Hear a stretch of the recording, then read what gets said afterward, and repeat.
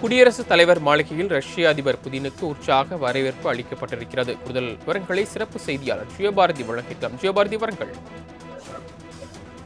23வது இந்திய ரஷ்ய உச்சி மாநாட்டில் பங்கேற்க ரஷ்ய அதிபர் புதின் வியாழக்கிழமை நேற்று தினம் இந்தியா வந்தார்.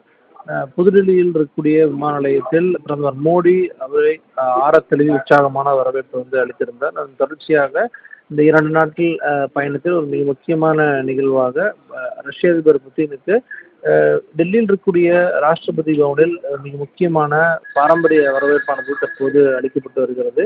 இந்த வரவேற்பில் இந்திய நாட்டினுடைய குடியரசுத் தலைவர் திரௌபதி முர்மு, நாட்டினுடைய பிரதமர் நரேந்திர மோடி, அதே போல முப்படையினுடைய தளபதிகள் உள்ளிட்ட பலரும் இந்த வரவேற்பில் பங்கேற்றிருக்கிறார்கள்.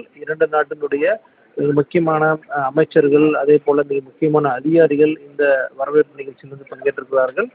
திரௌபதி முர்மு நாட்டினுடைய பல்வேறு அதிகாரிகளை புட்டினுக்கு அறிமுகப்படுத்தி வைத்திருந்தார். அதே போல புட்டினும் ரஷ்யானுடைய பல்வேறு அதிகாரிகளை நாட்டினுடைய பிரதமருக்கும் குடியரசுத் தலைவருக்கும் அறிமுகப்படுத்திய அந்த நிகழ்வை தற்போது பார்த்தோம். அதன் தொடர்ச்சியாக இந்த அணிவகுப்பு சார்ந்த விஷயங்கள் எல்லாத்தையும் புட்டின் ஏற்றுக்கொள்ளக்கூடிய அந்த ஒரு காட்சியும் தற்போது பார்த்து இருக்கிறோம். தொடர்ச்சியாக பொருளாதாரம், அதே போல பாதுகாப்புத்துறை சார்ந்த பல்வேறு விஷயங்கள் தொடர்பான மிக முக்கியமான ஆலோசனைகள், மிக முக்கியமான முடிவுகள், அதே போல ஒப்பந்தங்கள் 2 நாடுகளுக்கு இடையே கையெழுத்திட மிக முக்கியமான வாய்ப்புகள் இருக்கிறது.